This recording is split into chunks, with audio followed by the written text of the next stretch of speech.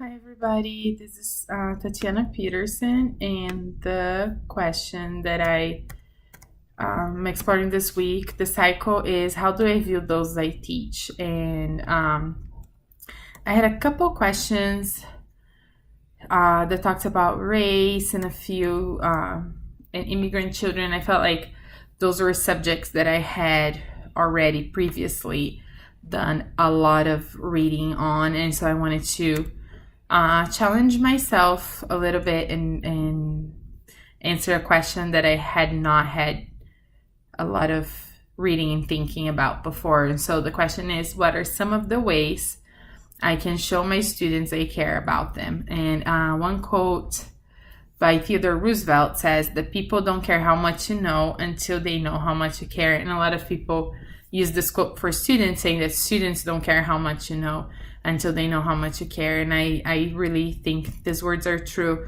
The article that I read for my initial assignment was a research on the differences between white, black students and Latino students and how they saw their teachers. And so some of the conclusions of the article was that students perceive teachers' care and attention differently, and this perception is influenced by age, race, the overall school achievements of the student, the family interest or the lack of interest in education.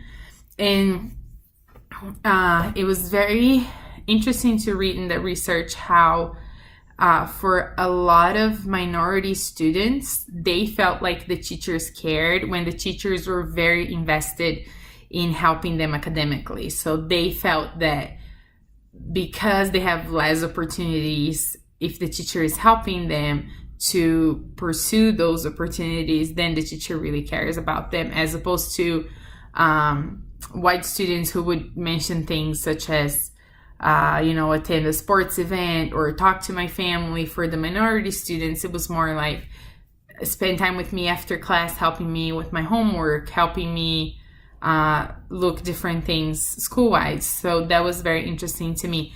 While I was reading this article and a couple others and thinking about how teachers show care to students, I kept thinking about the Gary Chapman book, The 5 Love Languages. And I don't know if you are all familiar with it, but pretty much he says that everybody has one or a few of these love languages. Is how people show and feel loved. And so it would be words of affirmation, acts of service, receiving gifts, quality time, or physical touch. And so I found this really great article at engagetolearn.org where they talk about different ways in which you can bring these 5 love languages into the classroom. So she gives some suggestions like lunch in the classroom with a teacher, positive note or phone call home to parents, prize box, leave class 2 minutes early, attend the kids' activities like a game or a concert.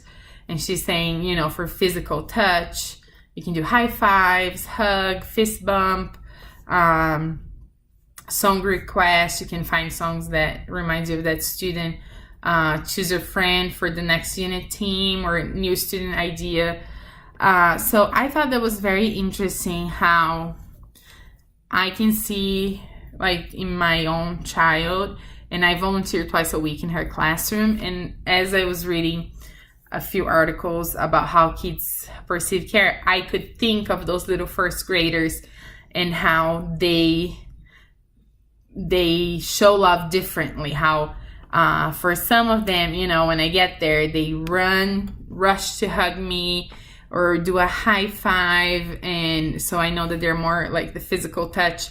There is one of them that after reading group, he always comes to me and he says, "Oh, I think you're such a good teacher and you should be a teacher at our school and you help me so much." So he really goes for words of affirmation. And so I think it's so interesting to see those things. I think everybody has experienced that they can think of teachers who cared for them and made a difference and made an impact. And I think for me, I feel like that is a goal that I have, that I can leave an impact in my students, that they can feel cared for, they can feel that I'm not just doing my job, but that I care for the overall success. And I am linking the article on engage2learn.org on my post on the discussion board, and I hope you guys can take a look. It's a very cool article. All right, that's it. Thank you.